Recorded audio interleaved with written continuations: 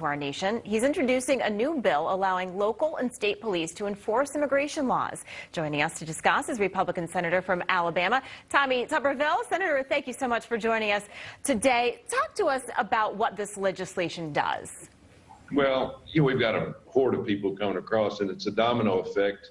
People now see it on TV as illegal immigrants coming across the border. It's not our border anymore. It's the cartel's border. We've just given it up. The Biden administration just gave it over to them. But now they're all moving north, and they're moving all over our country. ICE has been hogtied, so to speak. The Biden administration cannot stand ICE. Their detentions are down 66%.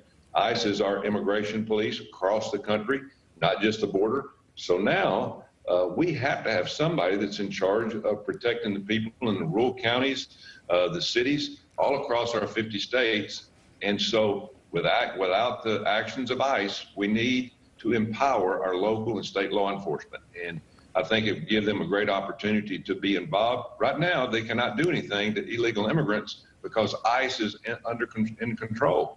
But we need to give them the power to do this. Yeah, let's talk about that, but put it in context first. We wanted to show this to folks. Border Patrol agents in Del Rio, Texas, reporting alarming new numbers. Let's take a look.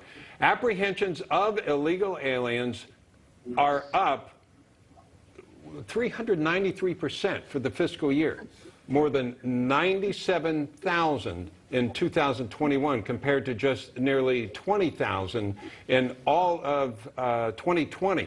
So obviously there's a rush and a flood of people coming across, and you want to be able to give the Border Patrol agents some help. What would you like local law enforcement to be able to do?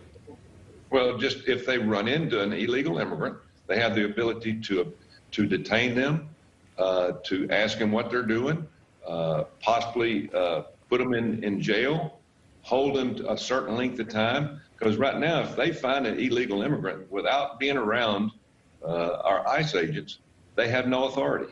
And so without ICE and without the ability of the local and state law enforcement having the rights to do something, they're going to be running free all over this country, and they are everywhere. They're flying them, they're busting them every day out of these border cities all across our country, and it's going to be a disaster. Yeah, and you talk about all of these folks coming over, and then you have a potential risk for increase in crime. You have trafficking. You have the drugs that are coming over the border. What has been the response from folks about this legislation that you're looking to get through? It's been very good. We've called law enforcement people across our country. They're very much into that. Right now, again, they have no authority. And so all they need is just a little authority where they can help the people in their communities and their towns to step up and do the right thing. Yeah, and how about the Border Patrol agents? Are they on board with this as well? Oh, they're on board big time. They have no help. They're overwhelmed. They can't patrol the border right now. All they are is desk clerks. And it's a shame. It really is. I've been down there. I've been at the border. I've seen a person face down in the Rio Grande River that just drowned recently. That happens daily, but they're coming across right and left, and it's just sad. And again, if you don't live down there, you really don't understand. But people across this country are going to start understanding because they are coming to an area near you. Yeah, they don't.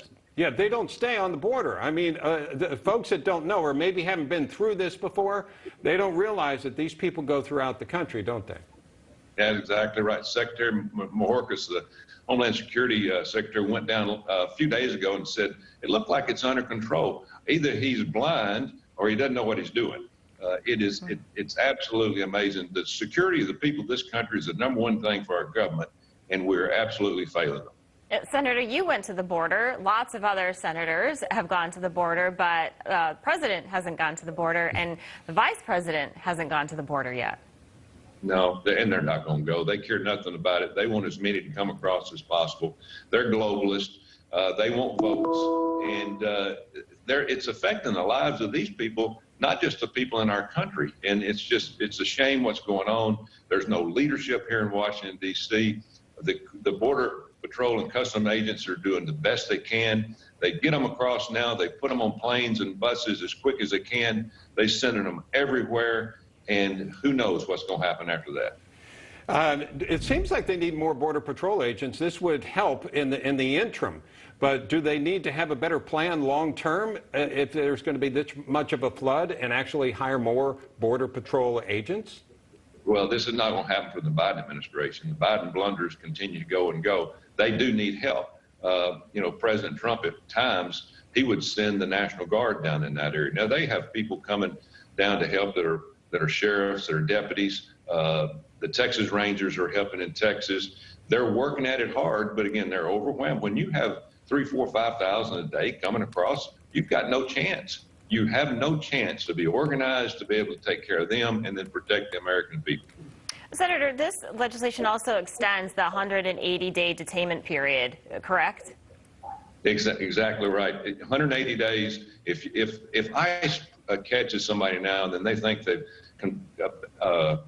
been convicted or pulled off a murder or a robbery or rape, child trafficking, anything like that, drugs, they can only hold them to 180 days. If they can't get them convicted within that time, they have to release them back in the United States, not in another country, back in our neighborhoods. All right. Coach, let me ask you this.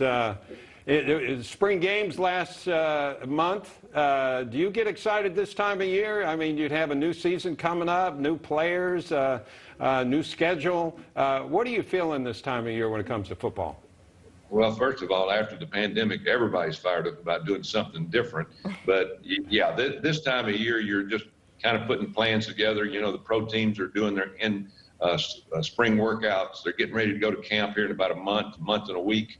So it's right around the corner. Hopefully, it looks like we've got this pandemic in the rearview mirror. CDC finally woke up and started looking at the science themselves and said, if you're vaccinated, you don't have to wear a mask. Thank God that's finally happened. So let's get on with life and let's get back to sports. And if we can overcome these Biden blunders that they've done the first 4 months of his term, then we get this country back on track. But they have got to make some adjustments to what they're doing.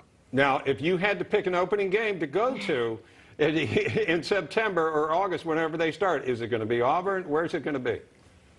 Well, I'll have to look at the schedule. I haven't looked at it yet, but of course now I'm representing everybody in the state of Alabama now. I know that that's hard for me because I fought Alabama every year. I know. We could, but no, it's Nick Saban's a good friend of mine. I could go to a game there. Could go to Auburn has a new coach, or I could go to another game there in the state. We have some other teams, and we have UAB that has a brand new 45,000 seat stadium they're going to open up in Birmingham this year. So that's fabulous. Looking forward to their games. You're one of the best coaches out there, and now one of the best senators, and we appreciate you joining us, sir. Thank you so much. Thank you. Y'all have a great weekend. You as well. You too. For more on President Biden's week.